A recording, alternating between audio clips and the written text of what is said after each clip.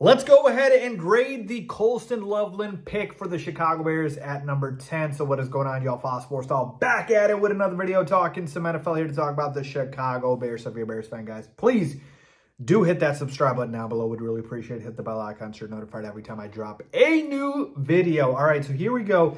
I want to grade the pick for the Bears. But before I do, I want to just go through the thought process with regards to the first 9 picks, honestly, because to me, I still can't believe how badly the Bears draft board went. Now, Ryan Poles will tell you otherwise, right? And Ben Johnson will as well. They're going to say, hey, we like how the board shook out because we love Loveland. And I've given my thoughts on Colston Loveland. I've come around to the pick, and I think, even though I do stand by the fact that it's a luxury pick, man, oh man, this kid is good. But real quick, before I get to that, take a look at the board here, all right? So the first 5 picks shouldn't have surprised anybody, even with the trade, right? Forget even the trade that took place with the Browns and the Jaguars. You had Cam Ward going 1, Travis Hunter 2, Abdul Carter 3, Will Campbell 4, and Mason Graham 5, right? That's what we all expected. So Ryan Poles and Ben Johnson shouldn't have even thought about the possibility of any of those players being available. Maybe a Will Campbell, maybe a Mason Graham, but most likely not. All right, that's pretty much what was consensus. But at that point, you're still thinking, hey, maybe Jeanty does drop. Maybe Kelvin Banks does drop. For sure he will, right? Maybe Armand Membo. Well, guess what happens? 6, Ashton Jeanty goes to the Raiders.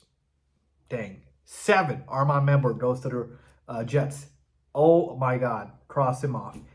Number 8, Tat McMillan goes to the Panthers. Okay, cool. We didn't need a receiver, or we weren't going to draft one. Panthers need one. That's fine.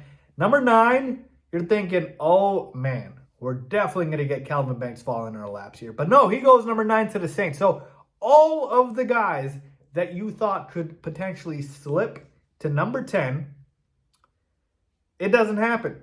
And to make matters worse, you didn't have any quarterbacks that went in the top 10 besides Cam Ward, right? Shedeur Sanders completely fell out of the first round. Our Jackson Dart, I know the Giants traded back in the first round to grab him, but he could have been in the top 10 potentially if some team wanted to take a chance, right? But no, none of the quarterbacks went besides Cam Ward. So it's like the board shook out as badly as it could. So you're Ryan Poles, you're Ben Johnson, like watching the draft live, right? Hearing it. Okay, all right, Will Campbell, check him off the list. Jeanty, check him off the list. Membo, check him off the list. Kelvin Banks, check him off the list. It's like, okay, who is left at this point, right, for the Bears? And the best 2 prospects, as far as BPA, best player available, were the tight ends, Tyler Warren and Colston Loveland. Everybody else was not BPA. It would have been a need pick, right, as far as going ahead and getting a positional need. And so between those 2 guys, Ben Johnson said, hey, I like Colston more than I like Tyler Warren. So let's just go ahead and draft Colston. And that's where we ended up with Colston Loveland. So I just wanted to walk through that process because I really feel like there was a chance it was not going to be Colston Loveland. Like it wasn't the first choice for the Bears. It just ended up being the case because of how the draft board shook out. And when Ryan Poles asked Ben Johnson, who do you want between Tyler Warren and Colston Loveland? Ben Johnson said, I want Colston Loveland. And I got to be honest with you guys, I'm not a tape bro, never claimed to me. There's a lot of guys in this business that break down film way, way, way better than I do. But I went back and watched film of Colston Loveland, more film of him. And man, he does not move like a tight end at all. He moves like a wide receiver. And the dude is 6'6", 250. Talk about a mismatch. Just so smooth, so fluid. Like, I'm telling you, man, like watching his highlights, watching the tape, he's ridiculous. He is ridiculous. And it is true. Much more fluid, much smoother than Tyler Warren. Now, Tyler Warren could still end up being the better player, but I'm telling you, like Colston Loveland is basically a receiver in a tight end's body.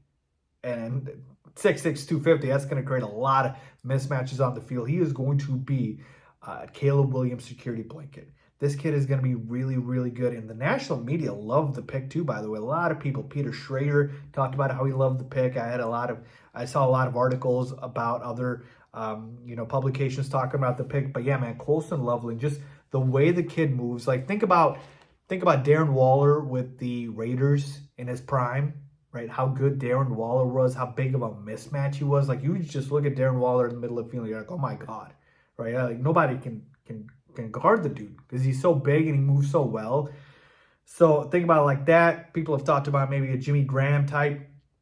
To, of course, Sam Laporta, right, with the Ben Johnson connection. So to me, I've come around to it. Obviously, again, I still stand by the fact that it was a luxury pick, but this kid's going to be really good. He's basically your third receiver, right, on the offense. I know you still got Cole Kmet, obviously, but so young and so good and just so productive. Like, he is, to me, the real deal. So overall, man, I'm going to say, based off of how the board shook out, based off of everything the Bears could do, I'm going to give this pick an A-. All right, I'm going to give it an A-, just because of the fact that the potential is sky high, best player available.